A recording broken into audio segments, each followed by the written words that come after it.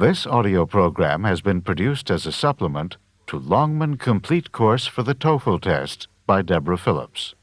Copyright 2001 by Addison Wesley Longman Incorporated, a Pearson Education Company. All rights reserved.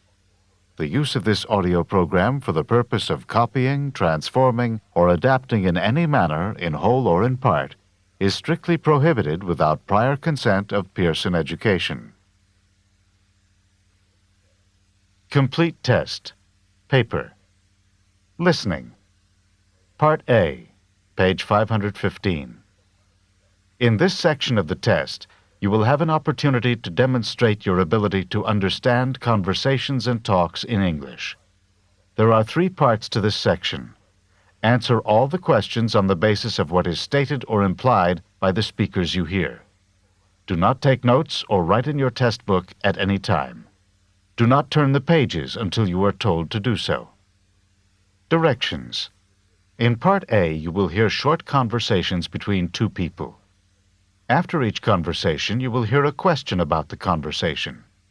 The conversations and questions will not be repeated. After you hear a question, read the 4 possible answers in your test book and choose the best answer. Then, on your answer sheet, find the number of the question and fill in the space that corresponds to the letter of the answer you have chosen. Listen to an example. On the recording you hear, "That exam was just awful." Oh, it could have been worse. "What does the woman mean?" In your test book, you read, A. The exam was just awful. B. It was the worst exam she had ever seen. C. It couldn't have been more difficult. D. It wasn't that hard. You learn from the conversation that the man thought the exam was very difficult, and that the woman disagreed with the man. The best answer to the question, "What does the woman mean?" is D. It wasn't that hard. Therefore, the correct choice is D. Number 1. Carla said that you were rather rude. It's unfair of her to say that about me. What does the man mean?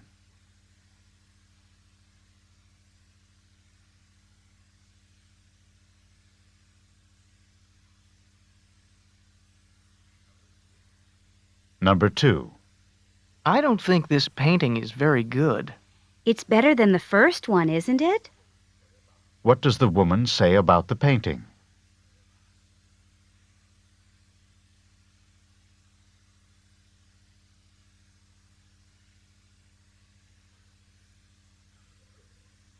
Number 3.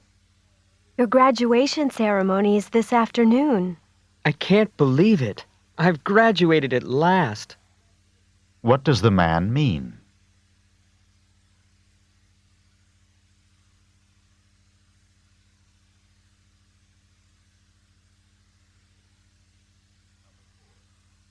Number 4. I got this dress for only $5. $5? How did you get it so cheap? What does the man mean?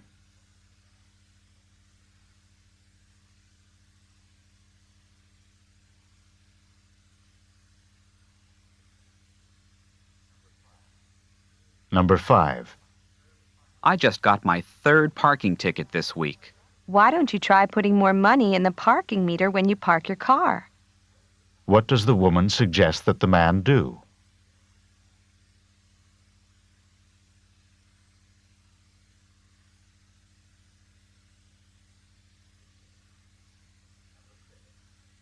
Number 6. Were you able to get hold of the book that you wanted? I couldn't. At the bookstore, they told me that it wasn't available yet. What does the man mean?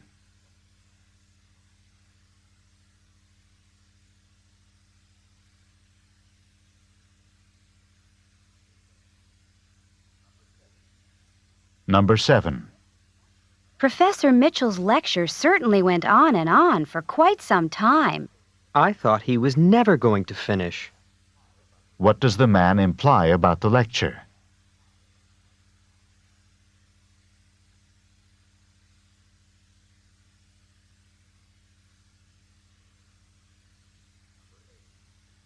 Number 8. You don't have the notes from yesterday's physics class? No, I don't. Do you think I could borrow yours? What does the woman mean?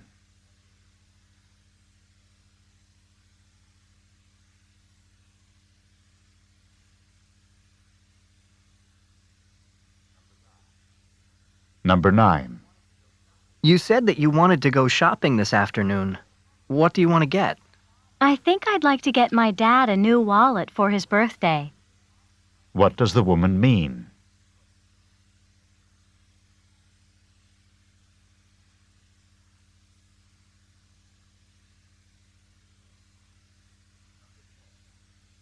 Number 10. You didn't go into the pool, even for a quick dip? I put my big toe in and decided that the water was too cold for me. What does the man mean?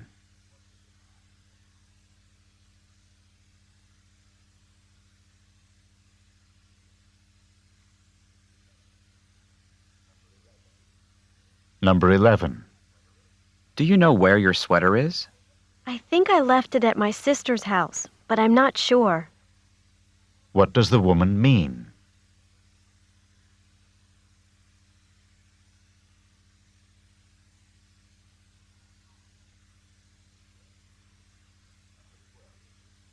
Number 12. I need for you to work on these new accounting reports. But I scarcely have time to finish the ones I already have. What does the woman imply?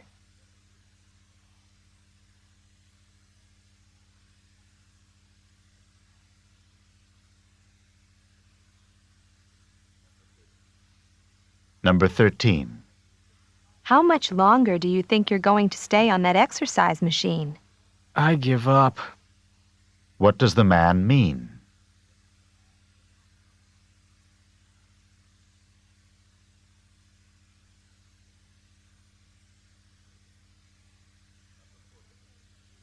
Number 14. Look at those waves coming in. They're as huge as I've ever seen them. You can say that again. What does the man mean?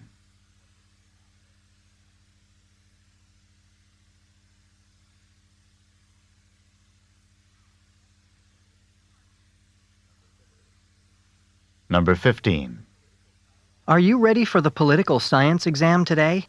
I stayed up all night studying for it. Didn't you know that the professor put it off until next week? What does the woman mean?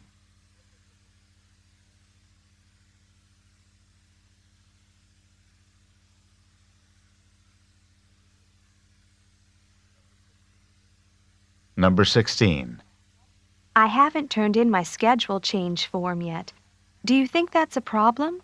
You haven't turned it in yet? It's absolutely essential that you turn the form in immediately. What does the man mean?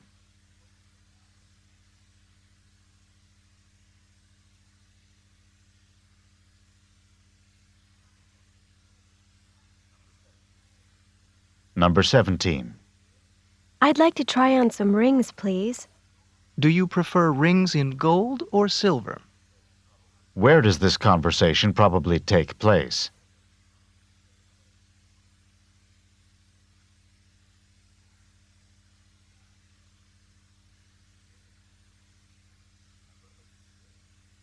Number 18.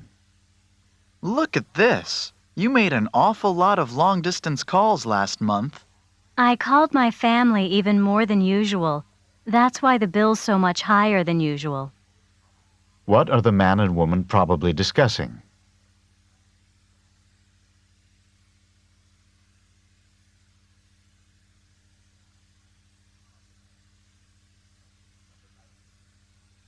Number 19. What do you think of your new boss? I couldn't be more impressed with him. What does the woman mean?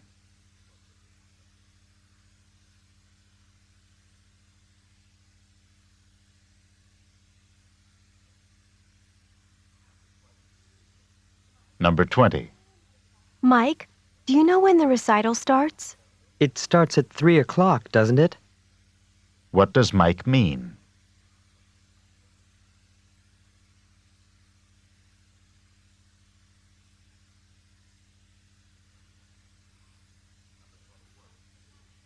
Number 21.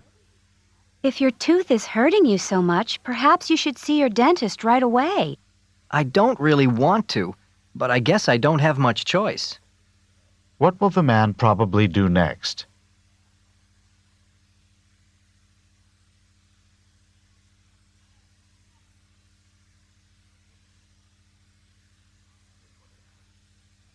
Number 22.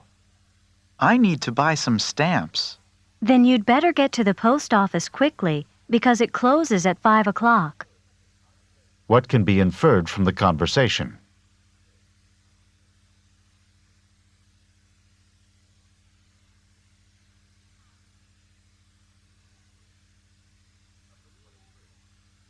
Number 23. Do you know how I can find the journal article that we're supposed to read for class tomorrow? The professor copied it and put it on reserve in the library. What does the man mean?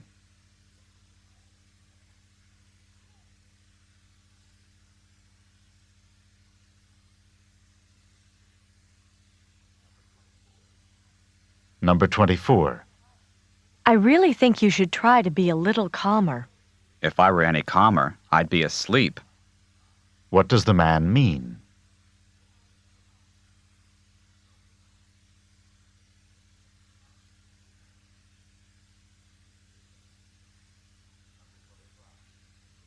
Number 25. I don't think that news report can possibly be true. Neither do I. What does the woman mean?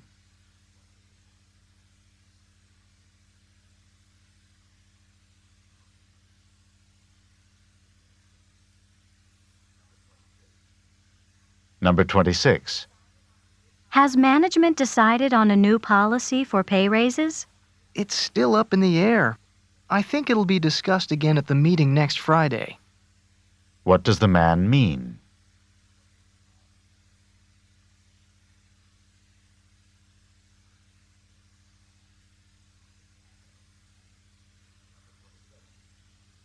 Number 27. I can't believe it's snowing today. It wasn't exactly unexpected. What does the man mean?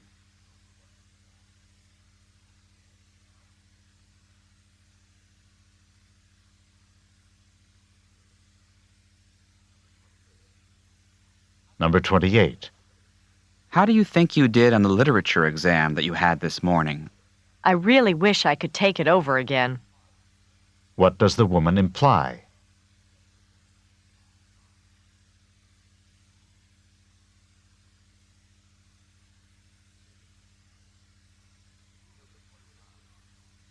Number 29. You didn't have to wait outside. You could have just opened the door and walked right in. So the door was not locked.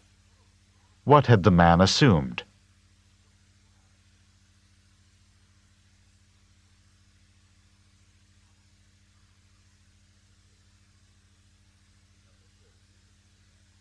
Number 30.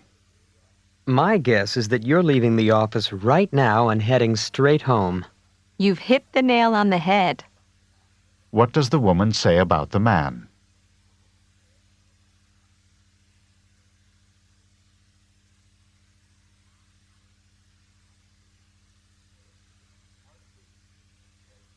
Part B, page 518.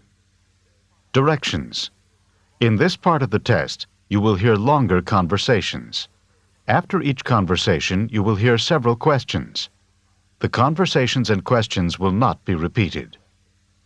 After you hear a question, read the 4 possible answers in your test book and choose the best answer.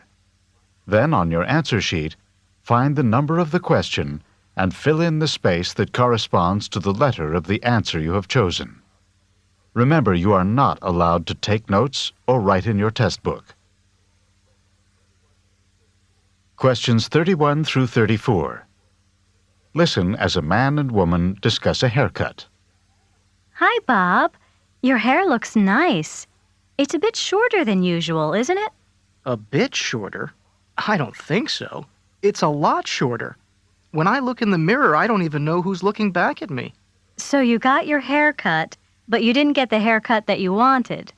This is not even close to the haircut that I wanted. I asked to have my hair trimmed just a little bit, and the hairstylist really went to town.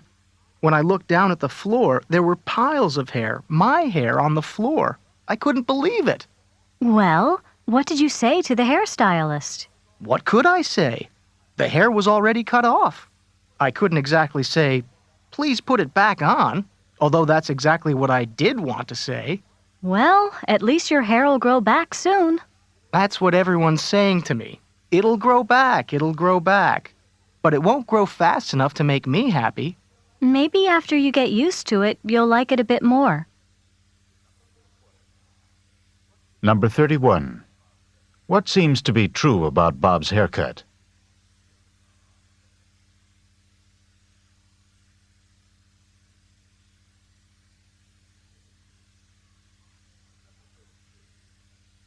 Number 32.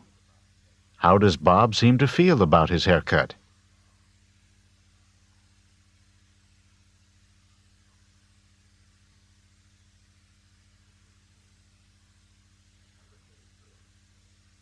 Number 33. What did Bob see on the floor?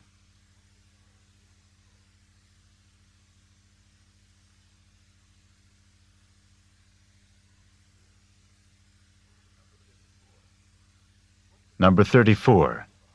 What do people keep saying to Bob?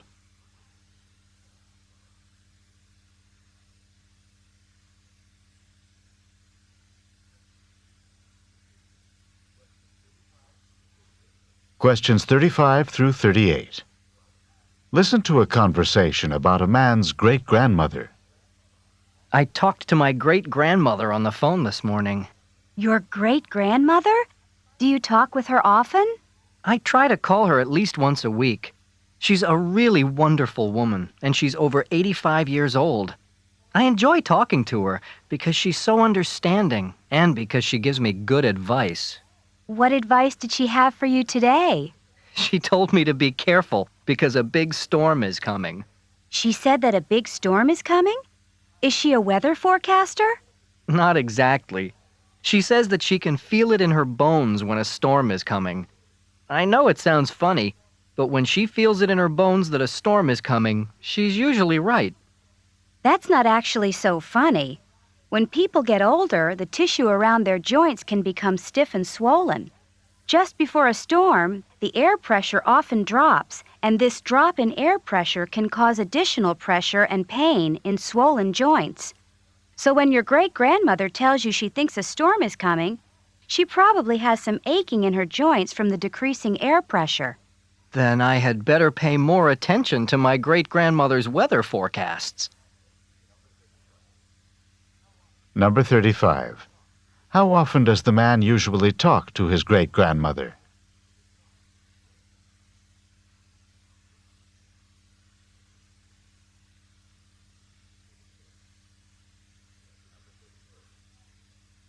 Number 36. What did the man's great-grandmother tell him on the phone this morning?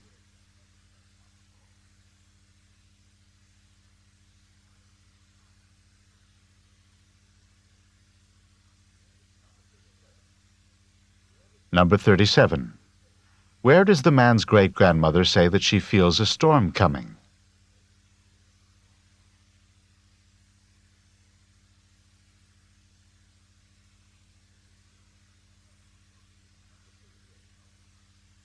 Number 38.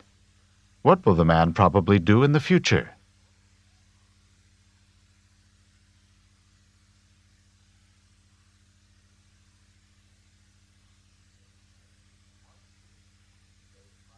Part C, page 519. Directions. In this part of the test, you will hear several talks. After each talk, you will hear some questions. The talks and questions will not be repeated. After you hear a question, read the 4 possible answers in your test book and choose the best answer.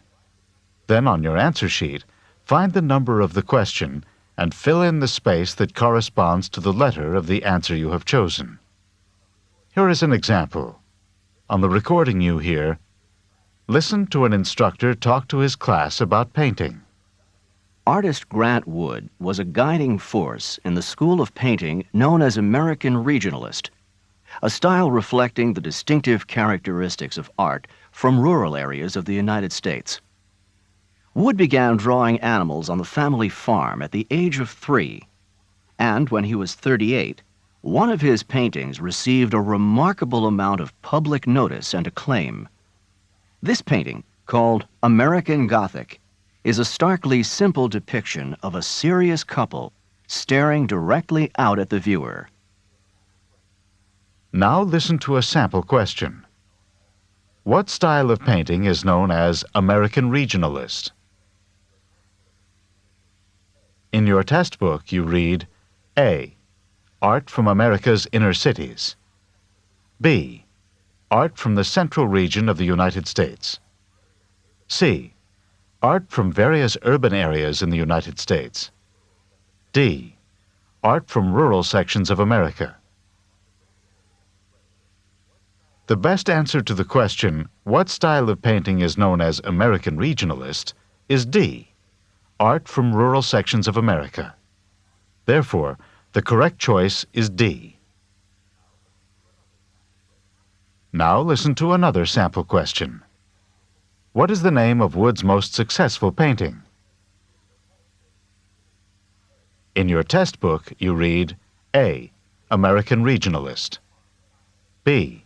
The Family Farm in Iowa. C. American Gothic. D. A Serious Couple. The best answer to the question, what is the name of Wood's most successful painting, is C. American Gothic. Therefore, the correct choice is C. Remember, you are not allowed to take notes or write in your test book. Questions 39 through 42. Listen to a talk by a tour guide in the Everglades National Park. Today we're going to be taking a tram tour through part of the Everglades National Park. Quite probably, we'll be seeing a number of crocodiles sunning themselves by the side of the water or poking their heads up through the water. Needless to say, we will not be getting off the tram at any time until we leave the area because of the danger posed by the crocodiles. By the way, you've probably heard of the expression, crying crocodile tears. It is common to say that someone is crying crocodile tears when he or she is pretending to be sad or full of regret. Crocodiles always appear to have tears in their eyes, but they are not crying because of sadness or even pretended sadness. Instead, a crocodile uses its tear ducts to get rid of extra salt from its body. A crocodile does not sweat the same way that humans do, and must get rid of extra salt through tears. So, if you see a crying crocodile, do not think that it's feeling sad. It is basically sweating through its eyes. Look, over there on the right. There are 2 large crocodiles on the water's edge, right next to the fallen trees. You can get out your cameras and take pictures from here on the tram, but no, you cannot get off the tram to get any closer. Number 39. Where does this talk take place?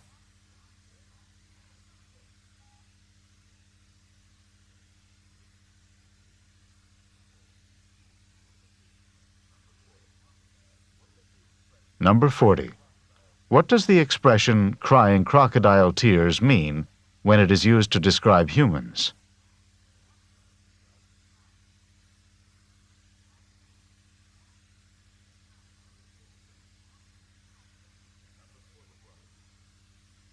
Number 41. Why do crocodiles have tears in their eyes?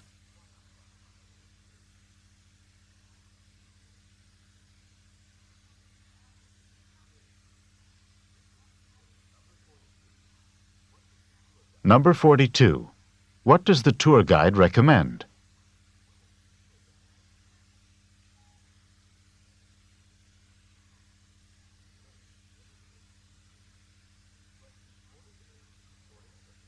Questions 43 through 46.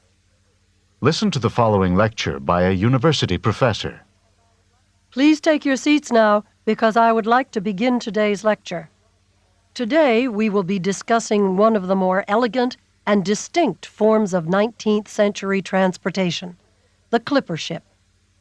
Clipper ships of the 19th century were the graceful, multi-sailed, ocean-going vessels that were designed for maximum speed. They were given the name clipper ship in reference to the fact that they clipped along at such a fast rate of speed. Clipper ships were constructed with a large number of sails in order to maximize their speed. They often had 6 to 8 sails on each of the masts, and ships commonly had 3 and perhaps 4 masts. The speeds that they achieved were unbelievably fast for the era. Clipper ships could, for example, accomplish the amazing feat of traveling from New York to San Francisco in less than 100 days. Clipper ships first came into use in the United States in the 1840s. They were originally intended to make the trip from New York around the tip of South America and on to China in order to transport tea to the United States. Once gold was discovered in California in 1848, clipper ships were immediately put into use to carry large numbers of gold prospectors and large amounts of mining supplies from the East Coast to California. With the success of the American clipper ships, the British began their own fleet of clipper ships to transport goods from the far reaches of the British Empire. That's all for today's class. Don't forget that there's a written assignment due on Friday. Number 43.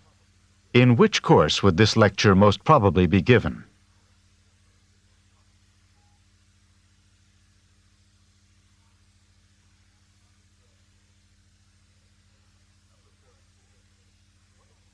Number 44. What is the most likely meaning of the expression to clip along?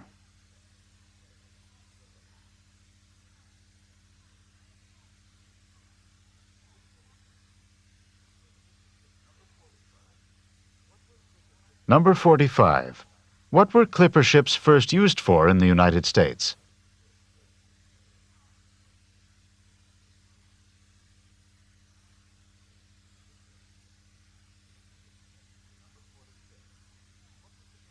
Number 46.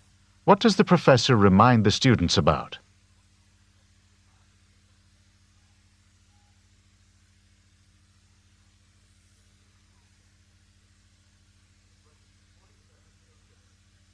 Questions 47 through 50. Listen to the following talk by a drama coach to a group of actors. I know that some of you are feeling more than a little nervous about tonight's performance, and I want you to understand that this is quite a natural feeling. You are going to be on stage in front of a lot of people tonight, and it's normal to be experiencing some nerves. I would like to help you to understand these feelings and not to let them interfere with your performance. What you are experiencing is called stage fright. Stage fright is the fear that develops before you give a performance in front of an audience. Stage fright is not just experienced by actors and actresses. It can also be experienced by musicians, athletes, teachers, anyone who performs in front of a group of people. It occurs before a performance when a performer is concerned about looking foolish in front of others. Just before tonight's performance, if you are feeling a bit tense, if your knees are shaking, if your stomach has butterflies in it, and if you are thinking about how bad your performance could be, then you have a major case of stage fright. To control stage fright, you can work to control both the physical reactions and the negative thoughts. To combat the physical reactions, you can try techniques such as deep breathing, muscle relaxation, or even just laughing to relieve some of the pressure.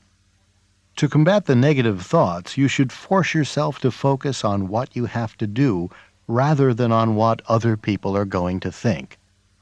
That's all I have to say for now. I'll see you back here at 6 o'clock because the performance starts at 8 o'clock. Just remember that if you begin to feel at all nervous, try some deep breathing to relax and focus your thoughts on the performance that you are about to give. See you this evening. Number 47. Who would probably not experience stage fright in their work?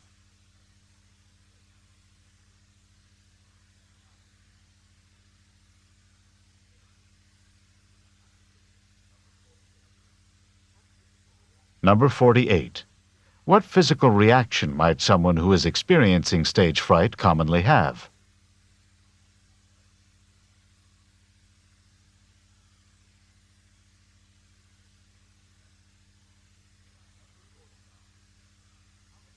Number 49. How can someone combat the negative thoughts associated with stage fright?